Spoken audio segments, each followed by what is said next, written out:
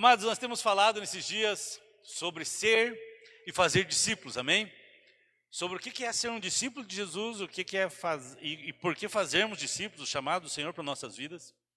Entendemos isso não apenas um chavão, né, ser e fazer discípulos, que é o nosso tema, mas é uma realidade na vida da igreja que nós precisamos entender. Deus, Jesus, quando Ele nos chamou, Ele não nos chamou para simplesmente sermos convertidos. Ele não nos chama para sermos convertidos, Ele nos chama para sermos discípulos. Dois textos que eu quero compartilhar com vocês. Já compartilhei semana passada, mas quero continuar. Mateus 28, 19 e 20. Mateus 28, 19 e 20, depois Marcos 8, 30. Mateus 28, 19 e 20 diz o seguinte: portanto, ide, fazei discípulos de todas as nações, batizando em nome do Pai, do Filho e do Espírito Santo, ensinando-os a guardar todas as coisas que vos tenho mandado. E eis que estou convosco todos os dias até a consumação dos séculos. Em Marcos, capítulo 8, versículo 34, o texto diz assim: e chamando a si a multidão, Jesus disse, com os seus discípulos, Jesus disse-lhes: se alguém quiser vir após mim, negue-se a si mesmo, toma a sua cruz e siga-me. Então, fazer discípulos é o chamado de Deus para nossas vidas. Deus nos chama para sermos discípulos, não apenas convertidos ao Evangelho.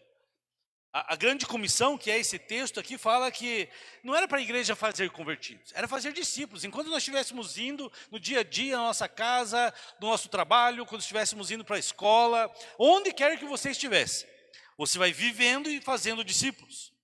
E nós temos entendido isso, que o discipulado é a maneira que Deus deu à igreja para fortalecer cada um de nós, cristãos.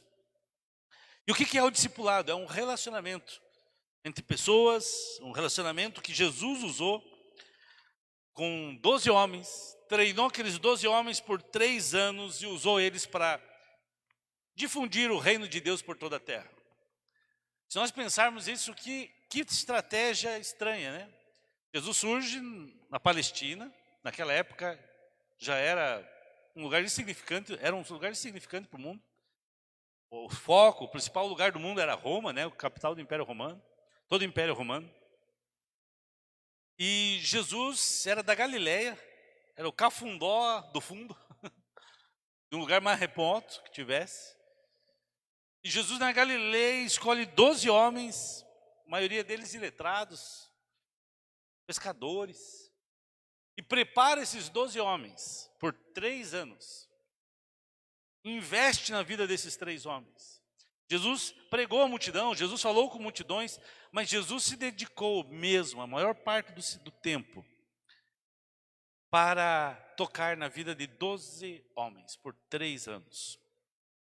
E esses seus discípulos que caminharam com ele dia e noite por 3 anos, escutavam seus sermões, memorizavam seus ensinos, viram Jesus viver a vida que ele mesmo ensinava. E quando Jesus foi assunto aos céus, subiu aos céus, Jesus encorajou eles para que eles começassem a compartilhar aquele estilo de vida com as demais pessoas, com quem eles, onde quer que eles estivessem. Isso é discipulado. Discípulo é o aluno, né? A ideia do aluno, aquele que aprende as palavras, os atos, o estilo de vida do mestre. Mas não aprende para si mesmo, ele aprende para si mesmo, mas ele deve reproduzir na vida dos outros. E semana passada nós começamos a conversar sobre 2 componentes essenciais na vida do discípulo. E nós não queremos ter aqui na igreja, nós como primeira igreja Cristianismo Decidido, não queremos ter muitos membros, nós queremos ter muitos discípulos de Jesus. Não discípulos do Jonathan, do Celso, do Valcir, não, discípulos de Cristo. E esses componentes que para mim e para você são essenciais, amados, e a gente não pode esquecer deles nunca, são 2. Primeiro, eu falei semana passada aqui sobre a morte de si mesmo. Morrer para si mesmo, morrer para suas vontades, para os seus desejos, para suas paixões, para suas aspirações. Se você não morrer para, se a semente não morrer, ela não tem como florescer. E aí falamos um pouco sobre isso e durante esse ano falaremos bastante disso. Mas um outro componente essencial é a multiplicação. Se o grão se a semente não morrer, ela não tem como germinar, florescer novamente. Para ela multiplicar, o grão tem que morrer. São essas as ideias básicas no ministério de Jesus. Por quê? Por que Jesus morreu na cruz? Para levar nossos pecados. Mas ele morreu para que pudesse reproduzir uma nova vida. Se não morrer, a nova vida não acontece. E ele requer, ele disse, cada um de vós siga-me. Ele requer de cada um de nós que nós o sigamos. Sigamos o seu exemplo. Então, amados, a morte do eu, a morte de mim mesmo, é um pré-requisito essencial para eu se tornar um discípulo de Jesus. É um requisito essencial para eu caminhar, para eu estar nessa caminhada. E qualquer pessoa que experimente a morte de si mesmo, ou que melhor, que não experimente a morte de si mesmo, ela não pode se qualificar nesse processo de fazer discípulos. Ela não é um elo legítimo. É incapaz de fazer outros discípulos. Porque a ideia, eu sou um discípulo de Jesus, eu faço um outro discípulo, eu faço outro discípulo. Cada um vai reproduzindo a sua vida, a vida de Cristo na vida de outros. Eu quero conversar um pouquinho sobre isso. João capítulo 12. João 12.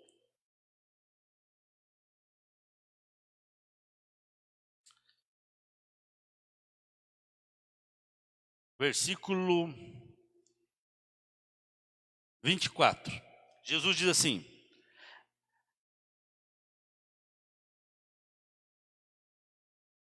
vamos ler um pouquinho desde o 20 aqui. Ora, entre os que subiram para adorar durante a festa, havia alguns gregos. Esses, porém, se dirigiram a Filipe, que era de Betsaida, da Galileia, e lhe rogaram. 12 e 20. Agora eu estou no... me perdi aqui. No 21. Senhor, queremos ver Jesus. Filipe foi dizê-los a André e Filipe e comunicaram a Jesus. Respondeu-lhe Jesus, versículo 23 ainda. É chegada a hora de ser glorificado o Filho do Homem. E Jesus estava dizendo que estava chegando a hora dele morrer. Versículo 24, 12 e 24. Em verdade vos digo, se o grão de trigo caindo na terra não morrer, fica ele só. Mas se morrer, produz muito mais fruto. Jesus está dizendo que se aquele grão de trigo não morrer, ele não vai frutificar. Ele vai ficar ele só, se ele ficar ali, vai morrer, e vai depois morrer, mas vai morrer só ele. Agora, se o grão de trigo morrer, ele vai frutificar e ele vai multiplicar. Amados, esse é o segundo requisito essencial, o componente essencial para sermos um discípulo de Jesus. O primeiro é a morte de si mesmo, o segundo é a multiplicação. Sem multiplicação não existe discipulado. Sem reprodução, sem multiplicação, não existe discipulado em nossas vidas. Cristo, ele ordena que os seus discípulos reproduzissem nos outros a plenitude da vida que eles encontraram, que eles conheceram nele. Se você virar algumas páginas na sua Bíblia, você vai encontrar a passagem de João, capítulo 15, todo o versículo aqui, o capítulo, pelo menos até o 26, mas o início aqui ele fala sobre a videira. Jesus diz, eu sou a videira verdadeira, versículo 1, 15:1. Eu sou a videira verdadeira e meu pai é o agricultor. Todo ramo que está em mim não der fruto, ele o corta, e todo que der fruto ele limpa, para que produza mais frutos ainda. Vós já estáis limpos pela palavra que vos tenho falado. Permanecei em mim e eu permanecerei em vós. Como não pode o ramo produzir fruto de si mesmo, se não permanecer na videira, assim nem vós podereis dar, se não permanecerdes em mim. Aí Jesus continua, versículo 5. Eu sou a videira, vós os ramos. Quem permanece em mim e eu nele, esse dá muito fruto. Porque sem mim, nada podeis fazer. Se alguém não permanecer em mim, será lançado fora. Semelhante ao ramo e secará. Porque se não tiver ligado à videira, não vai poder reproduzir. E eu apanho e lanço no fogo e queimam. Se permanecerdes em mim, e as minhas palavras permanecerem em vós, pedireis o que quiserdes, e serás feito. E olha o versículo 8. Nisto é glorificado meu Pai. Deus é glorificado, Deus é exaltado, em que deis muito fruto, e assim vos torneis meus discípulos. Jesus está ordenando, dizendo que para você se tornar um discípulo, você tem que se dar fruto, tem que multiplicar. E ele alerta lá no início, no versículo 2, que todo ramo que está nele, que não dá fruto, o Pai corta. Ele corta todo aquele que o Pai poda, corta aquele que não dá fruto e poda os outros para que possam dar fruto. Quem conhece, eu não conheço muito da agricultura e tudo, mas jardinagem também, quem conhece sabe que se você podar, ele vai crescer. É necessário podar, é necessário talvez retirar algo para que a planta ela possa crescer. Jesus está ensinando aqui com os discípulos, aquele que é mais maduro, aquele que caminhou, aquele que já tem uma caminhada com Jesus. Você tem que ensinar outros a como viver uma vida que agrade a Deus. Deus não te chamou para você ficar eternamente em berço esplêndido, sentado na cadeira como essa. Eu não vou dizer uma cadeira confortável, porque sei que elas não são muito, não. Já foram, né? Já está na hora de nós. Mas é até bom que você fique desconfortável um pouco. Deus te chamou, Deus chamou a mim, não é só os pastores dessa igreja, não só a mim, mas Deus chamou cada um de nós para equipar outros, para treinar outros, para ensinar outros. Nenhuma pessoa no reino de Deus é um fim em si mesmo. Amados, todos nós fazemos parte de um processo. É o método que Deus escolheu para expandir o reino dele na terra. Qual que é? É a reprodução, é a multiplicação. Não tem coisa melhor do que nós vermos nossos filhos, né, naturais crescerem, não é? Você tem teu filhinho lá e vê teu filho crescer, né? Eu já ouvi pessoas que dizem que não querem ter filhos, né? Mas não sabe o que é o privilégio de ter um filho, né? A gente sofre com isso tudo, mas é a maior alegria que nós temos. Todo discípulo faz parte desse processo. Jesus ordenou aos seus discípulos: ide por todo mundo, fazei discípulos de todas as nações, multipliquem-se.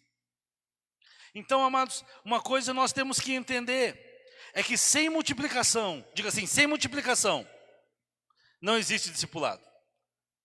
Se ele fazer discípulos, se eu sou um discípulo, eu tenho que multiplicar essa vida que, pastor, mas eu não sou tudo isso ainda. O pouco que você tem, você pode multiplicar. O pouco que você tem, você pode compartilhar com alguém. Nós vamos chegar lá. Qual que é o método? Já pensou isso, amados? O método que Jesus escolheu? Jesus poderia ter escolhido qualquer outro método para propagar o evangelho e espalhar o reino de Deus por toda a terra, desde lá do princípio, desde lá quando Jesus veio há 2000 anos atrás. Não foi por acaso, por exemplo, que na época de Jesus a língua popular, a língua mais falada do mundo era o grego. O Império Grego, sob o domínio de Alexandre o Grande, expandiu, dominou boa parte do mundo. Foi uma potência. Alexandre o Grande, com 33 anos, dominava o mundo. E ele não apenas levou ao poderio bélico deles, as estruturas, mas ele levou a cultura grega, o conhecimento grego, a filosofia grega, e levou a língua grega por todo o mundo. E quando aquele reino desapareceu, e mais tarde, muito mais tarde, já aqui tem os romanos governando, a língua grega era a língua predominante no mundo. Era o inglês da época. Era a língua das nações. Se ia para algum lugar, falasse grego, você se virava. Muitos lugares falavam grego. A língua grega, Deus é Senhor da história. Porque a língua grega, amados, ela possui algumas nuances, alguns termos ali, que ela facilita na comunicação do evangelho. Deus esperou a língua grega se estar no mundo todo.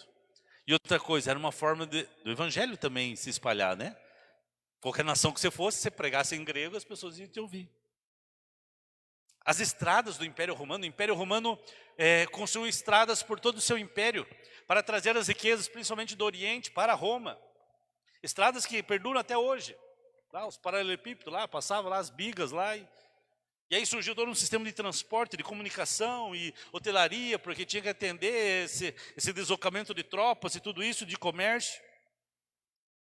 E Deus usou isso para que o evangelho pudesse, os apóstolos e a igreja pudesse deslocar, e o evangelho ser pregado em vários países, em vários locais do mundo naquela época.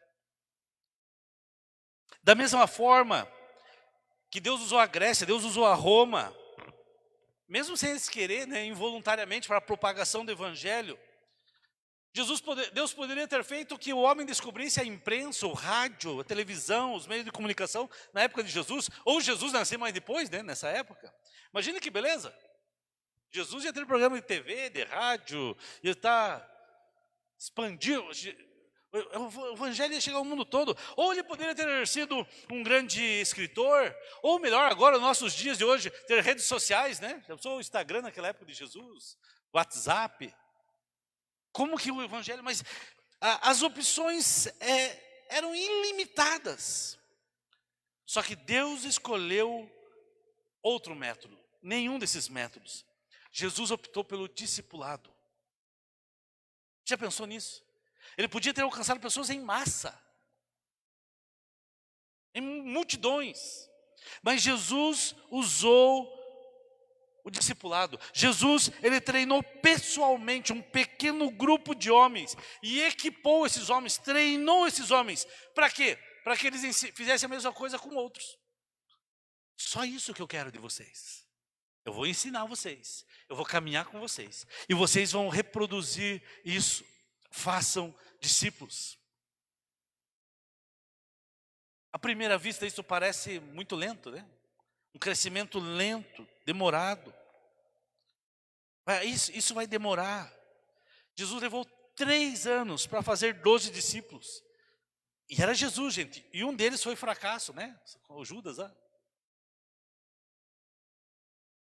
3 anos e um deles ainda pisou na bola. Agora imagine,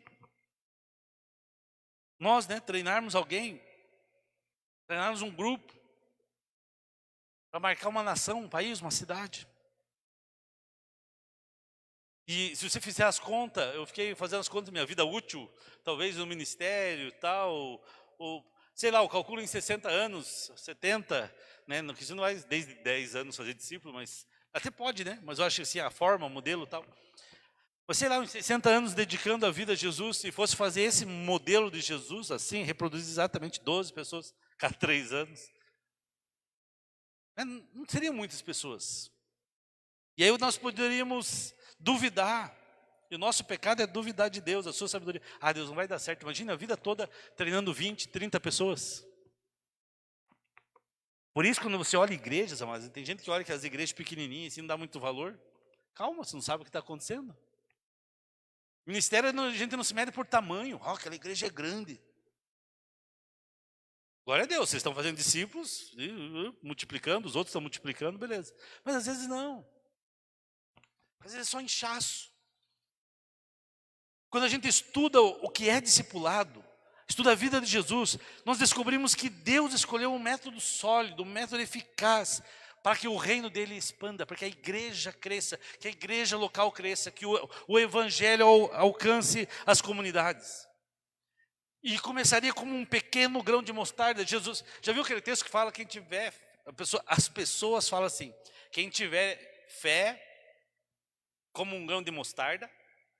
Não, as pessoas dizem, quem tiver fé do tamanho de um grão de mostarda, né? É importante ter um pouquinho de fé, né, pastor? O tamanho do grão de mostarda, ela vai crescer. Não, a Bíblia não diz que é do tamanho de um grão de mostarda. Ela diz que se tiveres fé, como um grão de mostarda. Por que o grão de mostarda? Porque o grão de mostarda é uma bolinha, que é a menor de todas as sementes. Mas é como? Ela é pequenininha, mas ao ser plantada, ela cresce, se torna a maior das hortaliças, diz o texto. Não é o tamanho dela, é como, ou seja, o processo, ela cresce. Ela se expande. Começaria pequeno, um grão de mostarda, mas vai crescendo à medida que se propaga o evangelho. A igreja seria então um movimento, a igreja é criada, nós somos criados para sermos um movimento dinâmico, não uma estrutura estática que vai ficar eternamente num lugar ou num tamanho. Se nós queremos quantidade e qualidade, nós queremos isso como igreja do Senhor, nós temos que entender que discipulado é o meio que Jesus usa. E tem uma matemática do reino de Deus que eu quero mostrar para você. Você já pensou nós alcançarmos, hoje qual que é a população do mundo hoje? 6, 7 bilhões? Por aí? Alguém sabe? 7 bilhões, acho que é por aí, né? 7 bilhões de habitantes. Imagina nós, pastor, nós vamos ganhar o mundo inteiro para Jesus. Não só nós, né? Mas o evangelho. 4 bilhões de pessoas. A grande comissão, ir por todo mundo e pregar o evangelho a toda criatura. Não, é estonteante, não dá, é um número absurdo, e aí a gente acaba não fazendo, né? Mas a Bíblia, escute isso, a Bíblia também é um livro de métodos. Ela não apenas é uma mensagem, mas ela é tanto um livro de método como de mensagem. E o método que Jesus usa para propagar a palavra dele é fazer discípulos. Imagine você, um missionário começando um trabalho em algum lugar do mundo, alguma cidade do Brasil, interior, sei lá onde for. E no primeiro dia, esse missionário vai até uma cidade, nós temos lá o pastor Jonatas, não sei se ele está assistindo, lá de Monte Castelo, agora está em Terra Boa, né? Vai plantar uma igreja nossa ali em Terra Boa. E ele começa aqui perto de Cianorte, se você tiver familiares aí, entre em contato, nós queremos criar essas conexões com o Jonatas. E ele começa a evangelizar uma pessoa por dia, e ele leva, imagine isso, baita de evangelista, levar uma pessoa a Jesus por dia. No final de um ano ele vai ter levado 365 pessoas a Jesus. Imagina, trabalho, fantástico. E aí, assim, esse homem de Deus, o cara desse aqui de Deus, ele continuasse fazendo isso por 32 anos. Põe para mim aquela imagem lá, Bia, a primeira lá. Por 32 anos. No final de 32 anos, ele teria alcançado 11.680 pessoas. A primeira lá, daquelas 3 que eu te dei lá. Eu acho que nesse nosso projetor vai ficar bem fraquinho. O Pedro coloca na transmissão aí, né? Isso. Não sei se aparece. 11.680 pessoas. Achou? Você tem que abrir o PowerPoint lá e fechar isso daí. Agora, por outro lado, imagine que alguém que nesse primeiro ano você começa, aí esse irmão fez esse trabalho assim, você começa um trabalho em outra cidade e você ganha uma pessoa para Cristo. Vocês não vão conseguir ver. Ô Pedro, eu mandei lá no teu WhatsApp, né? Coloca no grupo da igreja essas 3 imagens. Agora imagine o cara ganhou, aqui ganha 365 pessoas no ano, 365. E o outro ganha uma pessoa no ano. Só que esse irmãozinho que trabalhou com uma pessoa durante um ano, ele alicerçou essa pessoa, ele cuidou dessa pessoa, ele foi um pai espiritual, e chega no final desse ano, ele faz esse irmão fazer o quê? Agora você vai fazer a mesma coisa, ano que vem, você vai fazer a mesma coisa com outra pessoa, e eu vou fazer com outro. Então no segundo ano eles já são 2, no terceiro ano eles serão 4, e aí vai a conta. No primeiro ano 2, segundo ano 4, segundo ano 8. E aí começa a ser uma projeção geométrica. Se dedicar a uma pessoa. Ensinar, pastorear, discipular, caminhar com ela. Amados, no final de 32 anos, se todo mundo fosse reproduzir, a gente sabe que no meio do caminho muitos não vão reproduzir isso. 11.680 pessoas, uma pessoa evangelizando todo dia, ganhando alguém para Jesus. Se cada um fizéssemos nós fizéssemos aquilo que Jesus mandou fazer. Se cada cristão fizesse isso. Ou a partir desse único trabalho, em 32 anos, 4.294.967 e 296 pessoas aceitariam a Cristo no mundo. Ele é lento. Depois de, se não me engano, de 12 anos de trabalho, esse pessoal aqui já seria muito maior do que aquele pessoal lá. Nós se dedicando a uma pessoa por ano. Uma pessoa que você ensina os primeiros passos, que você ensina a orar, que você ensina a palavra, que você ensina sobre fé, que você ensina sobre santidade, ensina sobre o Espírito Santo, começa a caminhar, tendo experiências, e você se torna um pai espiritual. Mas pastor, daí no outro ano fazer isso? Imagina, você vai cuidar de 30 pessoas durante a sua vida. Isso em 32 anos. 30 pessoas na sua vida. Você vai discipular, cuidar. Vai chegar uma altura que você não precisa mais cuidar tanto, né? Porque o filho cresce. Amados, parece, pastor, é continha isso? É claro, a gente sabe que muitas pessoas no meio do caminho, mas se a gente obedecesse a mensagem que Jesus, cada cristão obedecesse, apesar do discipulado ser um começo lento, amados, no final das contas é uma multiplicação espiritual, atinge mais pessoas. Sabe por quê? Porque a grande comissão é possível. Ela vai trocar lá a imagem, mas não vai aparecer muito, eu acho também, né? Tem um gráfico que mostra, muito menos, né? Em termos de gráfico, aí o Pedro põe na transmissão para quem estiver acompanhando. No início você ganha mais evangelizando tal, e você sozinho fazendo. Tem até um ditado que diz isso, né? Sozinho você vai mais rápido, mas juntos nós vamos mais longe. Amados, e outra coisa, aqui você reproduz com qualidade. Com qualidade. E nós temos conversado com a liderança da igreja, nós queremos esse ano investir em discipulado, no meio do caminho aí desse ano, nós vamos estar procurando você e você vai caminhar com alguém, queremos que você caminhe com alguém, porque nós queremos ovelhas saudáveis. Eu ouvi uma vez uma frase, eu nunca mais esqueci, ovelhas saudáveis que se reproduzam saudavelmente.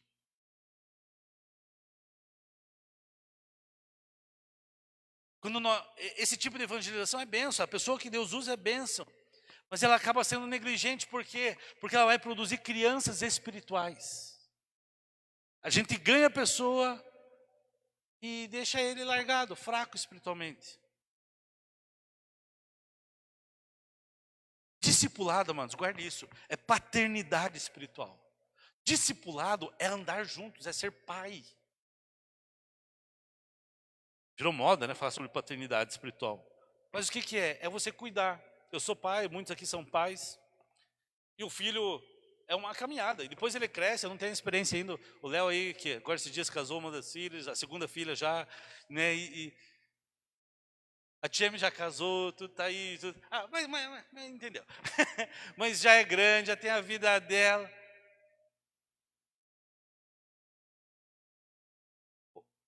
Valcir, quem mais que é pai, que filhos casados, crescendo, tudo. O filho não continua, você não continua sendo pai do mesmo jeito? Que nem diz minha mãe, o filho cresce, o trabalho aumenta. Tá lá, vem vendo. Oi, mãe. Se continua sendo pai, você não deixa de ser pai. Talvez algumas responsabilidades mudam, né? Alguns cuidados mudam. Mas continua sendo pai. E assim na vida cristã, nós temos que entender que quando nós ganhamos alguém para Cristo, você não vai ganhar alguém para Cristo e trazer para o pastor cuidar. Ou para os céus, para a equipe pastoral. Não, você ganhou. Você vai andar junto. Você que cuida, meu irmão. É você que anda junto. Nós fazemos o quê? Ministério. Efésios 4, 10 ao 12. Nós equipamos você para que você faça a obra do ministério. Cuidar dos discípulos. Nós vamos te equipar, nós vamos te preparar. E nós queremos fazer isso. Mas assim nós cuidamos. Pastor, mas eu não sei cuidar. Amados, é como filho. Eu estava pensando hoje de manhã sobre isso. A pessoa diz, pastor, mas eu não sei cuidar. Nosso filho fica doente, eu não sei tratar a doença. O que a gente faz? A gente leva no médico, a gente vê qual remédio tem que dar, a gente procura ajuda, não é isso? Se você é o pai e mãe espiritual de alguém, você vai fazer isso, pastor, eu não sei o que estou fazendo lá. Opa, daí a gente vai chegar e vai dizer, olha, é Jesus, o médico dos médicos, claro, mas nós vamos te ajudar, te orientar, mas é você quem cuida. Imagine um casal, eu lembro o pastor Miguel Piper me falou uma história uma vez. Imagine um casal, a gente encontra em livros essa história. Imagine um casal que tem lá filhos, gêmeos, nenezinhos. E aí você começa a cuidar daqueles gêmeos tal, e criança já exige atenção. Imagine um casalzinho ou dois gêmeos tal. E os pais têm que alimentar, tratar, cuidar, trocar fralda, fazer tudo. E aí imagina que os nenezinhos já têm lá 3 meses de idade e o casal está cansado e o casal fala o seguinte, olha, vamos ter que tirar umas férias. Eles já viram como é que a gente faz para fazer mamar, já viram como a gente troca a fralda, já viram. Coloca os nenezinhos sentados no sofá e fala o seguinte, olha, vamos viajar, vamos tirar umas férias aí de uns 15 dias. Está tudo aqui na geladeira, vocês já viram como é que vocês conseguem, assim, está tudo... alguém em sã consciência faz isso? Se abandonar o filho, você é preso por abandono de incapaz. Mas muitos de nós fazemos isso. Ganhamos pessoas para Cristo, caminham com o Senhor, e aí nós largamos, deixamos ela sozinha, como um bebê. Discipulado é paternidade, não pode ser separado dessa paternidade responsável. Paulo chamava os discípulos dele de meus filhinhos, meus filhinhos. Ele chamava assim os seus discípulos. Ele fala de Timóteo, ele chama Timóteo de verdadeiro filho na fé. Onésimo ele chama de filho. É nossa responsabilidade cuidar um do outro, amados. Nossa responsabilidade cuidar, levar à maturidade. Até que nossa responsabilidade vai, acredito sim, até nós chegar ao discípulo, ao filho, chegar na maturidade espiritual e ele chegar à capacidade de reproduzir. Aí você sabe, opa, cumpri o meu papel, vou acompanhando de longe, se precisar o pai está aqui. Mas quando ele começa a reproduzir, ter filhos também. Isso que Deus nos chama. O Espírito de Deus deu esse mecanismo para nós. 2 Timóteo 2,2, Paulo deixa subentendido isso na relação dele com o seu discípulo Timóteo. E ele diz assim, ó, 2 Timóteo 2,2: e as palavras que me ouviu dizer na presença de muitas testemunhas, confie a homens fiéis, que sejam também capazes de ensinar a outros. Você recebeu o evangelho. Paulo está dizendo, Timóteo, você recebeu o evangelho. Transmita esse evangelho a outro. Aí Timóteo ia pegar isso, ia transmitir para outro. E esse outro ia transmitir para outro. Ele fala pelo menos em 4 gerações aqui, na palavra. Que ele deveria compartilhar. Primeira geração, Paulo, primeira geração, instrui seu filho espiritual que é Timóteo. Timóteo é a segunda geração. E aí ele instrui Timóteo a ensinar e ensinar homens fiéis. Terceira geração. E que esses, por sua vez, ensinassem outros. É pai, filho, neto, até o bisneto. É espiritual. Era responsabilidade. E aí essa referência que Paulo está fazendo aqui não é mera coincidência. Porque ele estava dizendo o seguinte, Timóteo, você vai saber que o trabalho foi bem feito quando você vê que os teus filhos estão reproduzindo. Que os teus filhos estão ganhando outros para Cristo. Mas não apenas ganhando, cuidando. Ensinando, pastoreando, caminhando, levando a crescer. Mas por que eu estou falando isso? Porque a nossa tendência é pensar em massa, em quantidade, em multidão. Jesus amava a multidão, mas ele discipulou 1 a 1. 12 homens. A nossa tendência é reproduzir em massa, não em qualidade. Essa é a nossa tendência. É isso que nós imaginamos muitas vezes. A gente pensa em, poxa pastor, mas se é bastante assim, hoje em dia é diferente, por causa a gente tem que reduzir custos. Meu pai é artista plástico, pinta quadros. Excelente artista, para mim é o maior que eu conheço, né? Porque meu pai e também porque eu sou apaixonado pelos quadros deles. Quem já viu, quem vai ali em casa ver os quadros dele, fica apaixonado mesmo. Pintor impressionista. E ele, cada quadro, cada pintura dele, é o nome dele que está em jogo, é a reputação dele que está em jogo. Ele coloca o seu nome, ele assina ali a tela. E é um sarro, né? Ele deve estar na feira esse horário lá em Curitiba, depois ele assiste, de tarde ele assiste os cultos, quando ele não está ao vivo. E aí ele não deixa para mim ficar tirando foto dos quadros dele, porque tem gente que vai lá e vai copiar, Curitiba tem muito disso. Então, não, meu quadro não pode tirar foto. E ele sabe que é a pincelada dele. Jesus da mesma forma, ele é um mestre, discipulador, ele sabe. Eu fui uma vez em Ponta Grossa, eu morava em Curitiba, fui em Ponta Grossa, vendia seguro. Fui vender plano seguro na prefeitura lá de Ponta Grossa, entrei na sala de um secretário, com um amigo que estava junto. Nós sentamos, a hora que eu sentei, eu olhei o quadro, eu não vi a assinatura, eu falei, esse quadro é do meu pai. Ele falou, teu pai? Como teu pai? Esse quadro é do arquivo da prefeitura aqui, esqueci o nome da expressão que ele usa, faz parte do quadro da prefeitura. Eu falei, não, do meu pai, é dos quadros antigos dele, do patrimônio da prefeitura. Aí ele falou, como é que você sabe? Foi pela pincelada dele, quadro. Aí ele olhou lá, estava lá, Plácido Fagundes. Jesus é o mestre discipulador. Todo cristão leva o nome de Jesus. Aí tem outra, você que já quiser comprar um dia o quadro do meu pai. O pai, quando ele pinta, antes de ele pintar, ele pega o quadro, a tela está limpa, ele escreve na tela, assim, com um pincel: Jesus é o Senhor. Todo o quadro. Um dia tirarem, toda a pintura que está lá, está escrito no fundo: Jesus é o Senhor. Ele escreve em todas as telas. Jesus é o artista, Jesus em todos nós, em cada um de nós cristãos, está o nome de Jesus, lá dentro está o nome de Jesus. Sabe o que eu quero dizer com isso? Que assim como eu vejo no meu pai, na arte dele, ele não faz nada medíocre. Jesus, no cristianismo, no meio cristão, não existe lugar para mediocridade no discipulado. Jesus não vai fazer de qualquer jeito a obra em nossas vidas. Ele quer fazer uma obra completa. Há 2000 anos atrás, Jesus se dirigiu a alguns dos seus seguidores, uma grande multidão, sem fazer rodeios, com clareza. Lucas 14, 27 diz que Jesus disse: aquele que não carrega a sua cruz e não me segue, não pode ser meu discípulo. Jesus estava limitando as opções de cada ouvinte a apenas duas coisas: a crer e a não crer. Ou você obedece ou você não obedece a Jesus. Ou você crê naquilo que ele falou, ou você não crê no que ele falou. Se a tua resposta for de incredulidade, de não crer, desobedece e morre. Esse é o caminho que Jesus fala.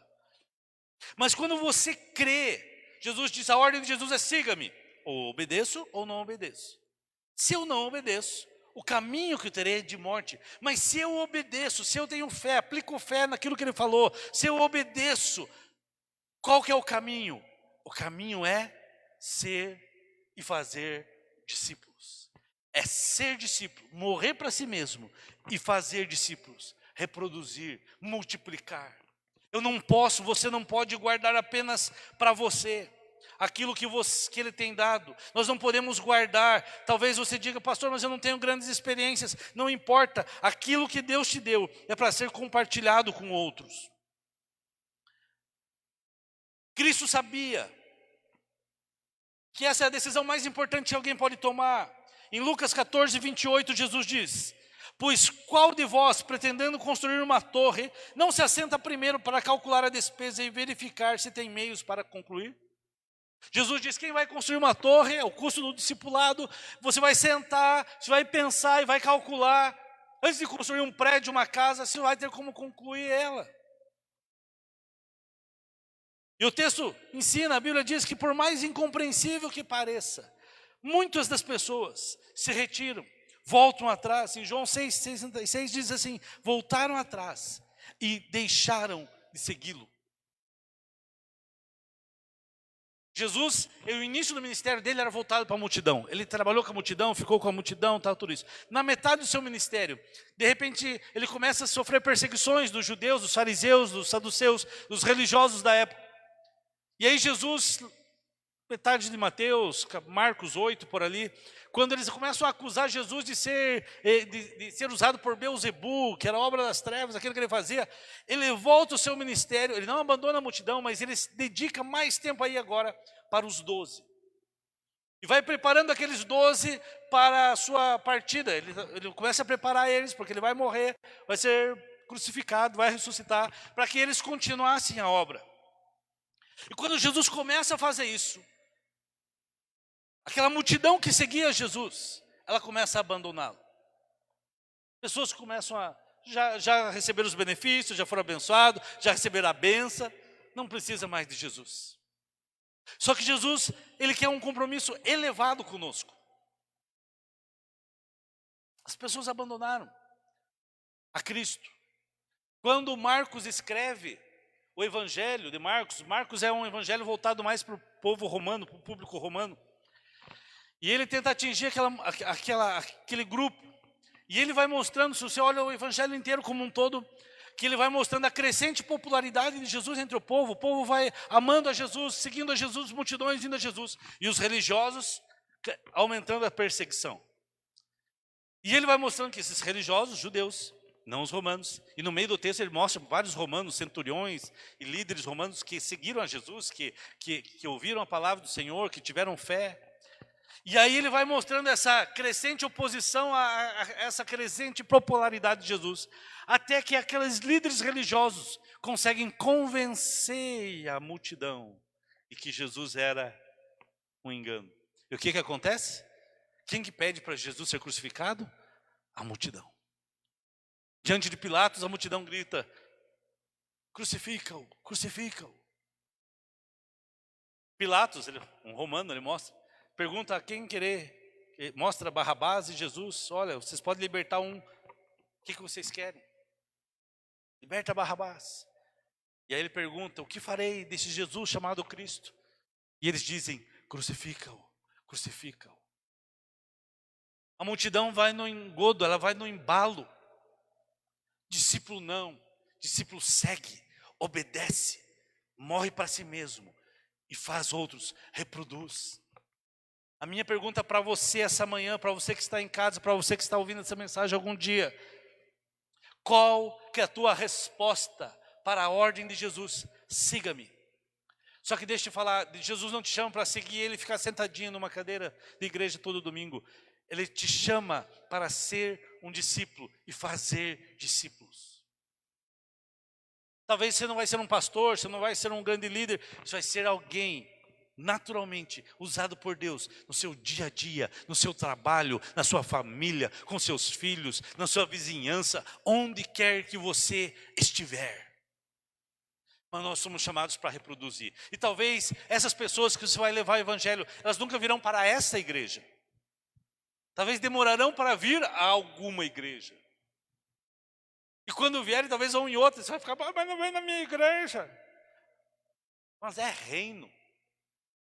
Agora, se for filho, tem que andar. Eu brinco assim: se é filho meu, vai andar comigo, então tem que ser debaixo do meu teto.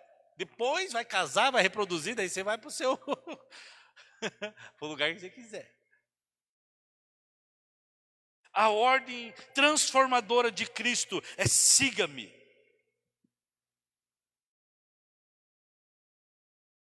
Isso envolvia tudo aquilo que Jesus ensinou. E essa ordem não pode ser tratada com leviandade. Vamos aí. Vamos caminhando. O destino eterno de pessoas depende da nossa resposta. Já pensou para isso? Amados, porque nossos olhos não podem estar aqui apenas nessa história, nesse momento da nossa vida. Um dia, eu gosto desse pensamento, um dia os nossos olhos se fecharão para essa história na terra e se abrirão na eternidade. Existe uma eternidade, nós cremos assim. Quando nós levamos o evangelho para alguém, nós não estamos apenas mudando a vida dela de sofrimento, de dor, de abusos, de necessidades, e aqui nessa terra é uma eternidade que está sendo mudada. Por isso o valor de uma alma vale mais do que o mundo inteiro. E às vezes não é só uma eternidade, é pessoas que estarão atrás dela: família, amigos, filhos, esposa, esposo, pais, pessoas que ela levará a Cristo.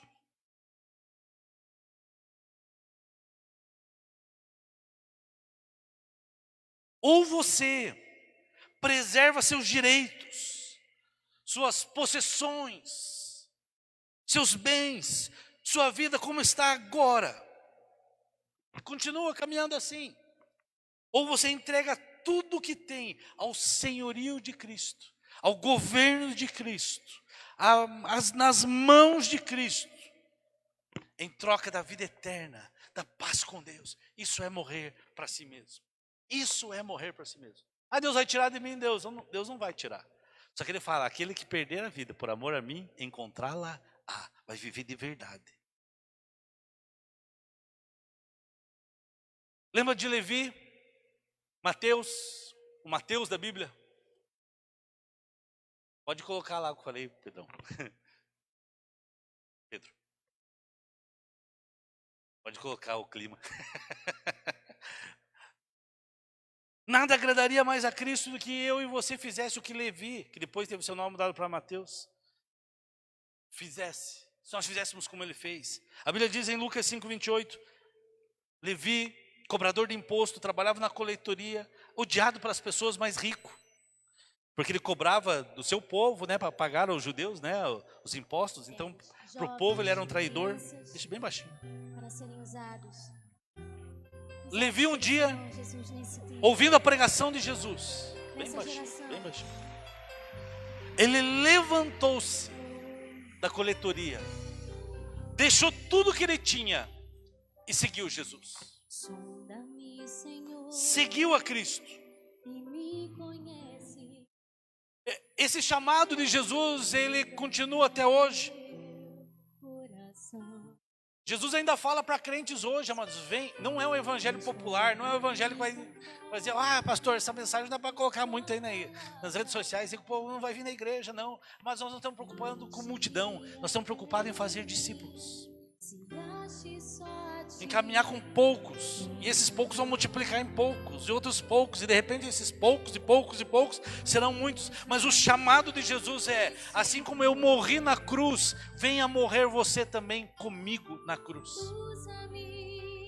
Se você é jovem, eu quero dizer para você, o mundo tem muitos prazeres, tem muitas coisas, mas o Senhor Jesus fala assim, morra por esses prazeres.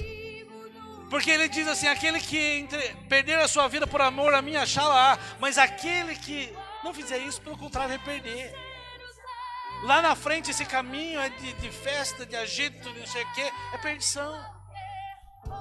Jesus diz, morra, abra mão dos seus desejos, das suas vontades e se entregue para mim. E aquilo que você tem nas minhas mãos eu vou multiplicar, eu vou abençoar. E aí de repente o dinheiro, as riquezas, os bens que você pode ter ou terá um dia, você pode ter centenas, você vai dizer assim, isso não vale nada. Perto ao privilégio de mudar a eternidade, de abençoar pessoas. O chamado de Cristo para você hoje, que ecoava desde lá da vida de Levi, é venha morrer comigo. Jesus morreu na cruz para você seguir o exemplo. Quem quiser, Jesus em Marcos 8, no início do texto a gente falou, Jesus chamou a multidão com seus discípulos e disse, se alguém quiser vir após mim, negue-se a si mesmo, tome a sua cruz e siga-me.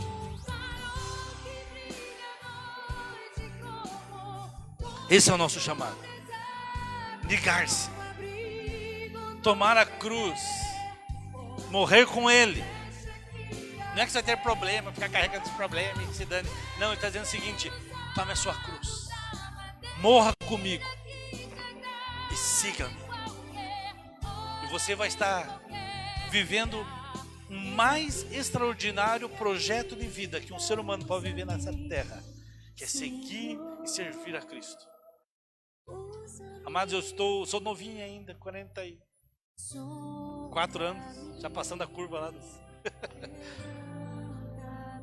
E sou pastor há tempo integral há 22 anos, ordenado há 20, mas integral já há 22 anos. Metade da minha vida é pastoreando já. Já passei mais parte da minha vida cuidando de pessoas do que...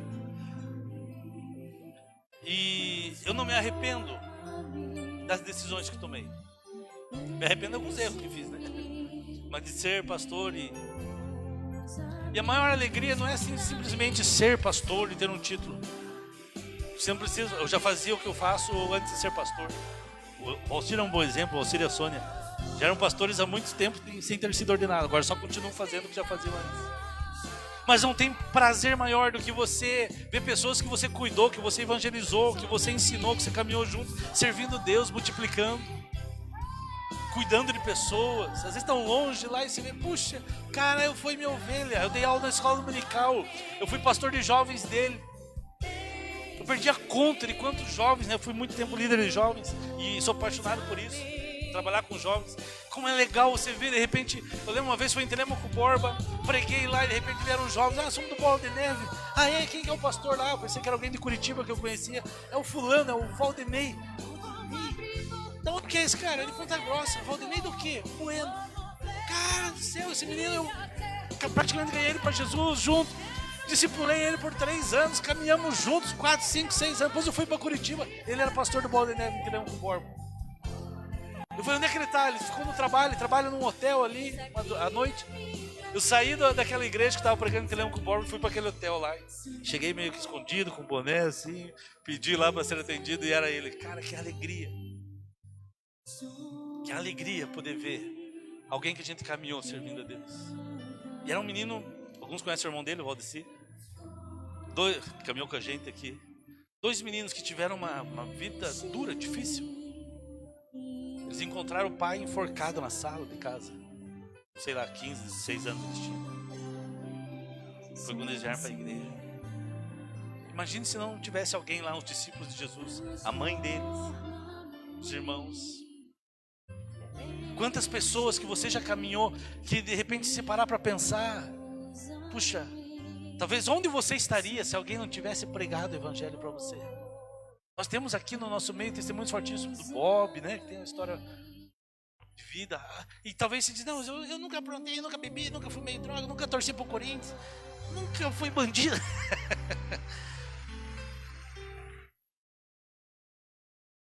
Mas com certeza, quando alguém levou o evangelho a você, tua vida foi transformada. Quero te convidar a ficar em pé, eu quero orar com você. Quero orar com você. Que o Espírito Santo comece a inquietar no seu coração. Que o Espírito Santo comece a mover no seu coração, tanto quem está aqui como quem está em casa. Primeiro, eu sou um discípulo, eu tenho que morrer para muitas coisas da minha vida. Mas eu tenho que multiplicar aquilo que eu tenho. Às vezes eu não sei o que fazer. Então eu vou falar de Jesus, do amor de Deus, e vou mostrar com a minha vida. Eu vou trazer na igreja, vou levar na célula, vou fazer algo. Mas esteja aberto. Deus, me prepara, me ensina a fazer discípulos. Amados, e nós não temos essa inspiração que todo mundo vai ser pastor. Claro que não. Deus nem quer. Muitos vão trabalhar na saúde, na educação, no comércio, nas artes, na mídia, nas áreas de influência. Porque é fácil nós sermos crentes aqui. Aqui é fácil. Nós precisamos ser cristãos lá fora. Amanhã, segunda-feira, no seu trabalho, né, quando tem aquele chefe que fala mal, tem aquele amigo que não é muito amigo, quando tem as tentações do dia a dia, que não tem a escola, a faculdade, e aí no dia a dia, ali é a hora de ser discípulo. Ali é a hora de fazer a diferença. E é para isso que Deus te chamou. Amados, é sério isso, é conversa nossa dos pastores. Nós queremos, claro, esse lugar cheio. Mas hoje a nossa preocupação, se tiver 12, 13, 10, 15 pessoas aqui, que nós possamos investir a nossa vida e se jogar neles, nós faremos. Porque daqui a 10, 15, 20 anos nós vamos colher. Você está aqui porque alguém um dia investiu em você. Vamos orar?